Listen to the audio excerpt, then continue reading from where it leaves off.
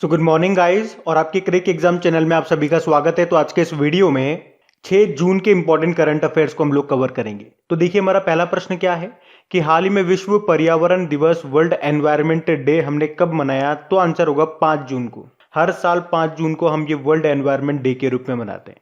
अच्छा, world environment day और इसे 5 जून को ही क्यों मनाते हैं? क्योंकि बताया था मैंने आपको, यूनाइटेड नेशन एनवायरनमेंट प्रोग्राम की स्थापना हुई थी 5 जून 1972 को, इसीलिए 5 जून को वर्ल्ड एनवायरनमेंट डे मनाते हैं। अच्छा, यूनाइटेड नेशन एनवायरनमेंट प्रोग्राम का हेडक्वार्टर कहां पर है? नैरोबी, केन्या में, और इसके हेड हैं इंगर एंडरसन। और सबसे इंपॉर्टेंट रहेगी वर्ल्ड एनवायरनमेंट डे 2021 की थीम क्या है? वो इकोसिस्टम रिस्टोरेशन। अब ध्यान से सुनना, आपको कहीं जगह ये थीम री इमेजिन, रिक्रिएट, रीस्टोर भी दिखाई देगी, लेकिन ये जो मैं आपको थीम बता रहा हूं इकोसिस्टम रिस्टोरेशन, ये मैंने लिए यूनाइटेड नेशन एनवायरनमेंट प्रोग्राम की साइट से ही। आप देख सकते हैं स्क्रीन पे, क्योंकि कई कई जगह थीम वो भी थी और ये भी थी, तो मैंने उस थीम को प्रिफर किया है जो इसकी ऑफिशियल साइट पे थी। अब देखो जून में कौन कौन से डे हम मना चुके हैं। 1 जून को हमने वर्ल्ड मिल्क डे मनाया था। 1 जून को ही ग्लोबल डे ऑफ पेरेंट्स के रूप में मनाया गया। 2 जून को तेलंगाना का स्थापना दिवस होता है। 3 जून को वर्ल्ड बाइसिकल डे मनाया और अब 5 जून को वर्ल्ड एनवायरनमेंट डे मनाया। तो ये जून के सारे इंपॉर्टेंट डेज अभी तक हम मना चुके हैं, इनको साथ के साथ याद करते हुए चलना। बढ़ते आगे। और हाँ गाइस, देखिए यूपीएससी एस्पिरेंट्स के लिए अनअकैडमी लेकर के आया है अनअकैडमी सिविल सर्विसेज चैंपियनशिप। कब से? 13 जून 2021 से। और ये इंडिया के टॉप एडुकेटर्स के द्वारा क्रिएटेड इंडिया का सबसे बड़ा स्कॉलरशिप टेस्ट है यूपीएससी एस्पिरेंट्स के लिए, ध्यान रखिएगा। ये फ्री लाइव टेस्ट रहेगा सुबह 10 बजे और 12 बजे के बीच में, और इस टेस्ट में मिलेगी आपको आपके टेस्ट की डिटेल्ड एनालिसिस और ऑल इंडिया रैंक, और साथ ही एक मौका एप्पल के कई सारे प्रोडक्ट्स जीतने का। तो इससे रिलेटेड अगर आप कोई भी जानकारी जानना चाहते हैं तो नीचे डिस्क्रिप्शन में आपको लिंक मिल जाएगा, वहां पे क्लिक करके आप जानकारी ले सकते हैं। और याद रखिए, अगर अनअकैडमी का आप कोई भी प्लस सब्सक्रिप्शन लेते हैं तो आप एक कोड यूज करिए क्रेक एग्जाम 10, इससे आपको इंस्टेंट 10% का डिस्काउंट मिलेगा। अब ये बढ़ते हैं आगे। फिर बताइए, हाल ही में स्विफ्ट जीपीआई इंस्टेंट सुविधा को शुरू करने वाला विश्व का दूसरा बैंक कौन सा बन गया है? तो आंसर होगा आईसीआईसीआई बैंक। तो पहले तो ये याद रखना कि आईसीआईसीआई बैंक ये स्विफ्ट जीपीआई इंस्टेंट सुविधा को शुरू करने वाला विश्व का तो दूसरा, पर एशिया का पहला बैंक बन गया है, और इसके लिए इसने स्विफ्ट के साथ समझौता किया है। इसको आप ऐसे समझो, मतलब फॉरेन से पैसा डाला गया आपके अकाउंट में, तो वो जो पैसा है आपके अकाउंट के अंदर आने में टाइम लगाता है, पर अब इस सुविधा में वो तुरंत आपके अकाउंट के अंदर आ जाएगा। तो ये है ये सुविधा। ये सुविधा आपको 24/7 365 दिन उपलब्ध रहेगी। अभी एक्सिस बैंक ये न्यूज में था क्योंकि इसके फिर से एमडी सीईओ बन गए कौन? अमिताभ चौधरी। आरबीएल बैंक के एमडी सीईओ बने थे अभी विश्ववीर आहूजा, और धनलक्ष्मी बैंक के एमडी सीईओ बने थे जेके शिवन। अब बात आईसीआईसीआई बैंक की है। देखो आईसीआईसीआई की फुल फॉर्म क्या होती है? Industrial credit and investment corporation of India. Headquarter मिलेगा आपको मुंबई में। इसके एमडी सीईओ संदीप बख्शी हैं और इसकी टैगलाइन होती है हम है ना ख्याल आपका। आपको याद होगा अभी आईसीआईसीआई बैंक का डिजिटल वॉलेट है पॉकेट, तो यूपीआई नेटवर्क से लिंक करने वाला पहला डिजिटल वॉलेट बना था अभी पॉकेट।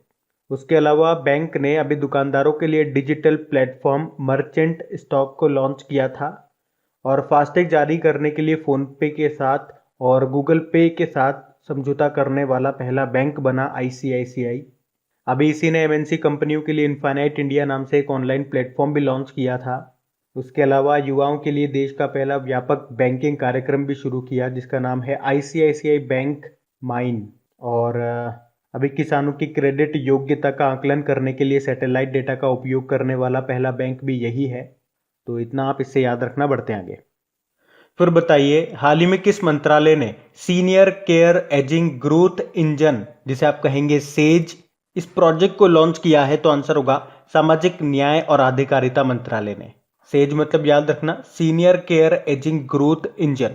तो देखो इसका मतलब क्या है? तो देखो हमारे देश में जो हमारे समाज में जो सीनियर सिटीजन है, वरिष्ठ नागरिक हैं, वो भी हमारी इकोनॉमी में कंट्रीब्यूट करते हैं।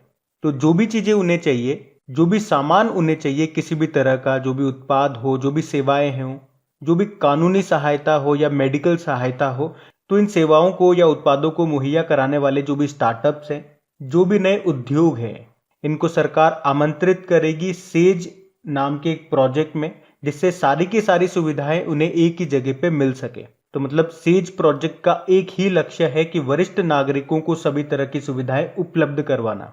और यह भी शुरू किया है सामाजिक न्याय और अधिकारिता मंत्रालय ने, जिसके मंत्री कौन है? थावर चंद गहलोत है। अभी आपको बता दूं, इसी मंत्रालय ने एक एप्लीकेशन भी लॉन्च किया था सुगम्य भारत नाम से, और इसी मंत्रालय ने आसीम ASIIM आसीम मिशन को भी लॉन्च किया था, जिसमें 1000 शेड्यूल्ड कास्ट कम्युनिटी के एंटरप्रेन्योर क्रिएट किए जाएंगे अगले 4 सालों में। तो यहाँ पे आसीम का क्या मतलब हो गया? Ambedkar social innovation and incubation mission. और अभी इसी मंत्रालय ने सीनियर सिटीजन के लिए पोषण अभियान भी शुरू किया था, तो इससे भी आप ये सब पॉइंट ध्यान रख सकते हैं। बाकी शिक्षा मंत्रालय ने अभी युवा प्रधानमंत्री योजना शुरू की। यहाँ पे युवा मतलब हो गया क्या? Young upcoming and versatile authors, लेखकों के लिए है, युवा लेखकों के लिए है ये योजना। शिक्षा मंत्री कौन है? रमेश पोखरियाल निशंक है। पंचायती राज मंत्री हमारे नरेंद्र सिंह तोमर हैं, और अभी पंचायती राज मंत्रालय ने स्वामित्व योजना को शुरू किया था। बाकी रेल मंत्री हमारे पीयूष गोयल है। बढ़ते हैं आगे। फिर बताइए, अभी हाल ही में किस राज्य सरकार ने MAPS यानी कि महाराष्ट्र शिक्षुता संवर्धन योजना को शुरू किया? तो नाम से ही पता चल रहा है अब तो आपको, महाराष्ट्र इसका आंसर होगा। तो अभी महाराष्ट्र सरकार ने ही राज्य के युवाओं को रोजगार और प्रशिक्षण प्रदान करने के उद्देश्य से महाराष्ट्र शिक्षुता संवर्धन योजना को शुरू किया है। और इस योजना का उद्देश्य क्या है? अगले 5 सालों में 5 लाख सुशिक्षित बेरोजगार युवाओं को रोजगार और प्रशिक्षण देना, ट्रेनिंग देना। बाकी अभी कर्नाटक सरकार ने आकांक्षा पोर्टल को लॉन्च किया था, मध्य प्रदेश ने अंकुर योजना को शुरू किया, और पश्चिम बंगाल ने अभी दुआरे राशन योजना, लक्ष्मी भंडार योजना और स्टूडेंट क्रेडिट कार्ड योजना को शुरू किया। अब बात महाराष्ट्र की है, तो ये रहा मैप में महाराष्ट्र। देखो, कैपिटल मुंबई हो गई है, और मुख्यमंत्री उद्धव ठाकरे हैं, गवर्नर हैं भगत सिंह कोश्यारी, और अभी चीफ जस्टिस है दीपांकर दत्त। अभी महाराष्ट्र ने ही कोरोना मुक्त ग्राम प्रतियोगिता योजना शुरू की थी, और राज्य में ऑक्सीजन की कमी को पूरा करने के लिए, ऑक्सीजन की जरूरत को पूरा करने के लिए मिशन ऑक्सीजन सेल्फ रिलायंस योजना शुरू की थी। और अभी महाराष्ट्र भूषण पुरस्कार से किसे सम्मानित किया गया? तो आशा भोसले को। अभी महाराष्ट्र सरकार ने गोरेवाड़ा चिड़ियाघर का नाम बदलकर बाला साहब ठाकरे के नाम पे कर दिया, और ये चिड़ियाघर मिलेगा आपको नागपुर में। यहाँ पे एक लावणी नृत्य बड़ा फेमस है, वो आप याद रखना। उसके अलावा महाराष्ट्र में महा आवास योजना को शुरू किया गया था, बेघरों को घर देने की योजना है ये। और महा से आपको याद होगा महाशरद योजना, दिव्यांगजनों को सहायक उपकरण उपलब्ध कराने की योजना है ये। और महा से एक और आप याद रख सकते हैं, महापरवाना योजना, राज्य में निवेश को आकर्षित करने के लिए ये योजना शुरू की गई थी। उसके अलावा याद रखना, महाराष्ट्र सरकार ने वर्ष 2020-21 के लिए उषा मंगेशकर को लता मंगेशकर पुरस्कार के लिए चुना था। और बिजली लाइनों और ट्रांसमिशन टावरों का निरीक्षण करने के लिए ड्रोन को यूज करने वाला ये पहला राज्य बना था। उसके अलावा ट्रैफिक सिग्नल पर महिला की आकृति लगाने वाला भारत का पहला शहर बना था मुंबई। और याद रखना, भारत की पहली अंडर सी सुरंग ये मुंबई में ही बनाई जा रही है। अच्छा, मुंबई किस द्वीप पर स्थित है? सालसेट द्वीप पर। और किस नदी के मुहाने या किनारे पर? तो उल्हास नदी के। मुंबई के साथ देखो आपको 2 दर्रे मिलेंगे, एक है थाल घाट दर्रा जो कि मुंबई को नासिक से जोड़ता है, और दूसरा है भोर घाट दर्रा जो कि मुंबई को पुणे से जोड़ता है। अभी महाराष्ट्र ने ही महासमृद्धि महिला सशक्तिकरण योजना को भी शुरू किया था। तो इतना आप यहां से याद रखना। बढ़ते आगे। फिर बताइए, अभी हाल ही में HDFC बैंक ने किस वर्ष तक कार्बन न्यूट्रल बनने की योजना की घोषणा की है? तो आंसर होगा 2031-32 तक। तो अभी HDFC बैंक ने 2031-32 तक कार्बन न्यूट्रल बनने की योजना की घोषणा की है। और इस पहल के तहत बैंक अपने उत्सर्जन, ऊर्जा और जल की खपत को कम करने पर विचार कर रहा है। तो जो बैंक है वो अपने परिचालन में अक्षय ऊर्जा यानी कि रिन्यूएबल एनर्जी के उपयोग को शामिल करना और बढ़ाना जारी रखेगा।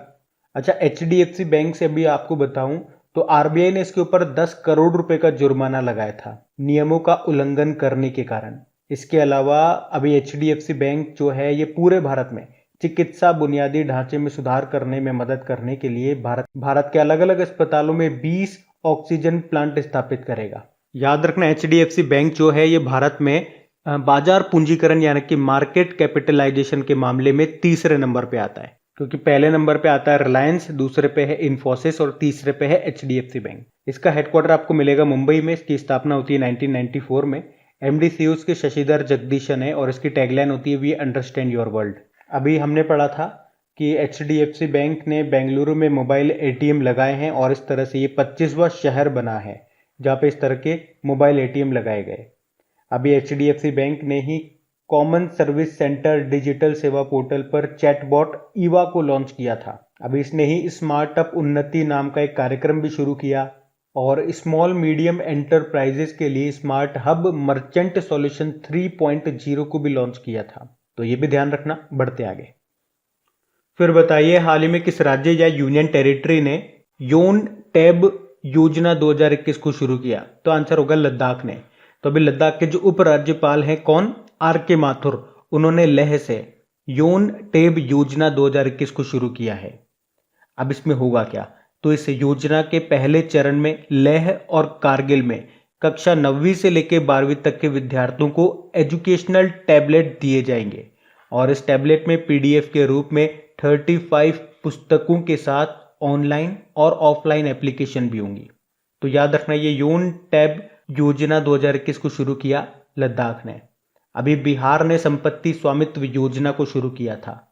उत्तर प्रदेश ने भी ई पंचायती पुरस्कार जीता है और मध्य प्रदेश ने कोरोना वॉरियर्स योजना को शुरू किया था। देखो, लद्दाख की बात करेंगे तो इसके लेफ्टिनेंट गवर्नर आर के माथुर हो गए। ये इसके पहले लेफ्टिनेंट गवर्नर हैं जब से ये यूनियन टेरिटरी बना है। और इसकी विंटर कैपिटल होती है कारगिल, इसकी समर कैपिटल लेह है।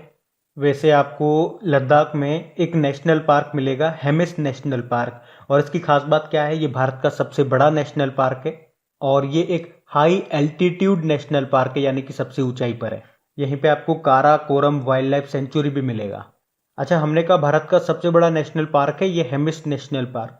तो भारत का सबसे छोटा नेशनल पार्क कौन सा है? यह है साउथ बटन नेशनल पार्क। ये मिलेगा आपको अंडमान निकोबार में। और ये जो हेमिस नेशनल पार्क है ये फेमस है स्नो लेपर्ड के लिए। अच्छा बताइए, स्नो लेपर्ड ये किस राज्य का स्टेट एनिमल है? हिमाचल प्रदेश का। और आपसे अगर पूछा जाए भारत का पहला स्नो लेपर्ड कंजर्वेशन सेंटर संरक्षण केंद्र ये कहाँ पे बनाया जा रहा है? तो आंसर होगा उत्तराखंड में। किसके सहयोग से? नीदरलैंड के सहयोग से। उसके अलावा आपको बता दूं, भारतीय सेना ने लद्दाख इग्नाइटेड प्रोग्राम को भी शुरू किया है छात्रों को शैक्षणिक सुविधाएं उपलब्ध कराने के लिए। और लद्दाख ने ही 2022 तक सभी ग्रामीण परिवारों को नल से जल कनेक्शन देने का भी लक्ष्य रखा है। उसके अलावा हमने पढ़ा था कि भारत की पहली भूतापीय यानी कि जियोथर्मल क्षेत्र विकास परियोजना भी स्थापित की जाएगी ओएनजीसी के द्वारा। और खेलो इंडिया जास्कर विंटर स्पोर्ट्स और यूथ फेस्टिवल 2021 ये भी लद्दाख में ही शुरू किए गए थे, जनवरी की बात है ये। उसके अलावा पहली बार आइस क्लाइंबिंग फेस्टिवल आयोजित हुआ था यहाँ पे। कहाँ पे? लेह के नुब्रा घाटी में। उसके अलावा लद्दाख की जो तसोकर झील है ये भारत की 42वीं रामसर। फिर बताइए, हाल ही में जारी टाइम्स 50 मोस्ट डिजायरेबल मेन 2020 की लिस्ट में टॉप पे कौन है? तो आंसर होगा सुशांत सिंह राजपूत। तो अभी टाइम्स 50 मोस्ट डिजायरेबल मेन 2020 की लिस्ट जारी की गई है और इस लिस्ट में अलग अलग सेक्टर में 40 साल से कम आयु के पुरुष हैं जिन्होंने लोगों को प्रभावित किया है। और इसमें सुशांत सिंह राजपूत टॉप पर है। सेकंड नंबर पे विजय देवरकोंडा, थर्ड नंबर पे आदित्य रॉय कपूर और फोर्थ नंबर पे विक्की कौशल है। अच्छा, अभी आपको याद होगा Times Higher Education Asia University Ranking 2021 जो आई थी उसमें टॉप पे थी चाइना की सिंघुआ यूनिवर्सिटी और भारत में टॉप पे है आईआईएससी बेंगलुरु जो कि इस लिस्ट में 37 नंबर पे है। उसके अलावा आपसे पूछूं कि अभी times person of the year 2020 किसे चुना गया?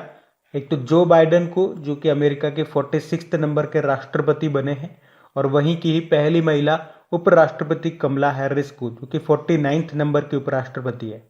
उसके अलावा याद रखना time kid of the year 2020 किसे चुना गया? गीतांजलि राव को।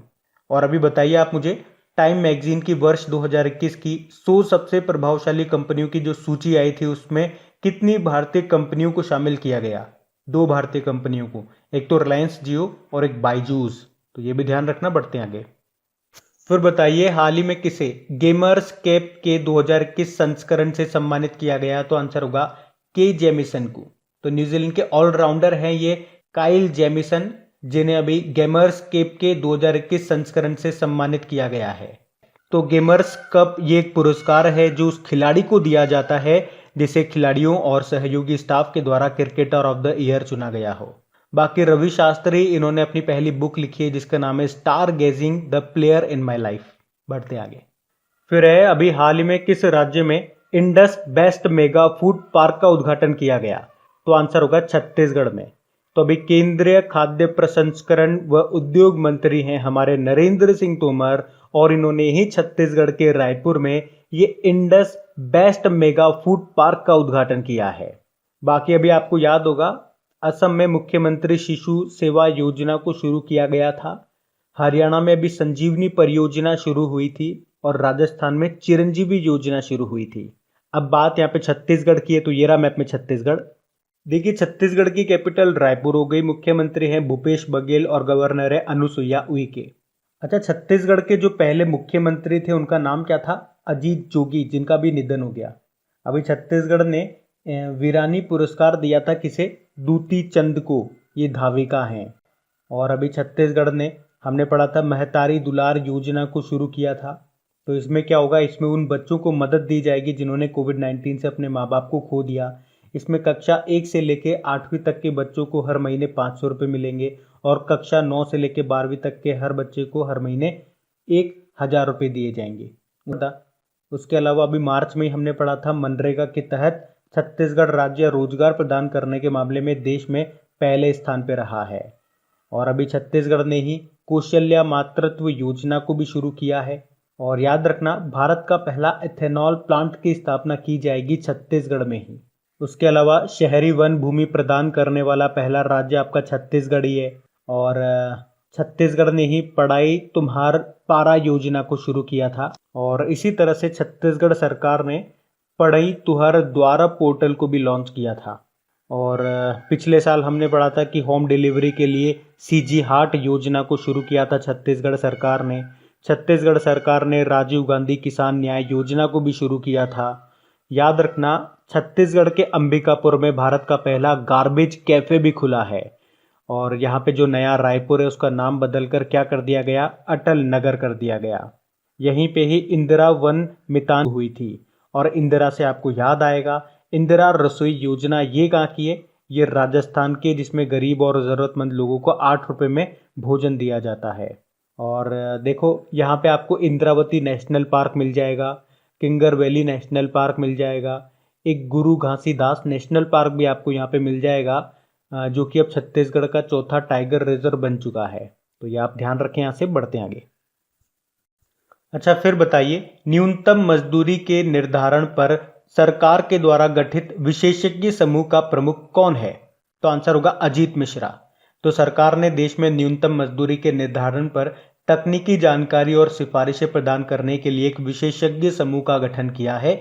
और इस समूह की अध्यक्षता कौन करेंगे? आर्थिक विकास संस्थान यानी कि इंस्टीट्यूट ऑफ इकोनॉमिक ग्रोथ के जो निदेशक हैं प्रोफेसर अजीत मिश्रा करेंगे। और श्रम और रोजगार मंत्रालय के अनुसार 3 साल के लिए गठित यह समूह राष्ट्रीय वेतन पर भी अपनी सिफारिशें देगा। अच्छा, श्रम व रोजगार मंत्री कौन है? संतोष गंगवार है। देखो, ये अजीत मिश्रा है। अभी हमने अरुण कुमार मिश्रा के बारे में पढ़ा था, नेशनल ह्यूमन राइट कमीशन के नए अध्यक्ष बने ये। कृति करंत वाइल्ड इनोवेटर अवार्ड पाने वाली ये पहली भारतीय महिला बनी। और उज्ज्वला सिंघानिया अभी फिक्की लेडीज ऑर्गेनाइजेशन की ये 38वीं राष्ट्रीय अध्यक्ष बनी है। बढ़ते आगे। फिर बताइए इंटरनेशनल लेबर ऑर्गेनाइजेशन के अनुमानों के अनुसार वर्ष 2022 में वैश्विक बेरोजगारी की दर क्या होगी? तो आंसर होगा 5.7%। तो इंटरनेशनल लेबर ऑर्गेनाइजेशन के अनुसार साल 2022 में वैश्विक बेरोजगारी दर 5.7% होने का अनुमान है। और इंटरनेशनल लेबर ऑर्गेनाइजेशन अनुमान लगाया है कि दुनिया भर में लगभग 205 मिलियन बेरोजगार लोग मौजूद होंगे, जो कि 2019 के 187 मिलियन के स्तर से ज़्यादा हैं। इसके अलावा इंटरनेशनल लेबर ऑर्गेनाइजेशन ने कहा है कि 108 मिलियन श्रमिकों को गरीब या अत्यंत गरीब के रूप में वर्गीकृत किया गया है। इंटरनेशनल लेबर ऑर्गेनाइजेशन की बात करेंगे, स्थापना होती है 1919 में और इसे 1969 में शांति का नोबेल पुरस्कार भी मिला था। इसका हेडक्वार्टर है जेनेवा स्विट्जरलैंड में और इसके अध्यक्ष हैं गाय राइडर। अच्छा, इंटरनेशनल लेबर डे कब मनाया जाता है? याद रखना, मई का पहला दिन, 1 मई को। चलो आपके लिए एक प्रश्न, मई का जो आखिरी दिन होता है उसे हम किस डे के रूप में मनाते हैं? बताया मैंने आपको। और मई के जितने भी इंपॉर्टेंट डेज थे उसका ऑडियो मैं आपको बना करके दे चुका हूं, वहीं पे मैंने आपको बताया था। अगर वो आपने अभी तक नहीं सुना हो, मई के सारे डेज अभी तक आपने रिवाइज नहीं करे हो विद थीम, तो वो ऑडियो जरूर सुन लीजिएगा। उसका लिंक आपको नीचे डिस्क्रिप्शन में मिल जाएगा, ऑडियो रिविजन करके। बढ़ते आगे। अच्छा बताइए, आरबीआई ने वित्त वर्ष 2021-22 के लिए भारत की जीडीपी ग्रोथ रेट कितना रहने का अनुमान लगाया है? तो आंसर होगा 9.5%।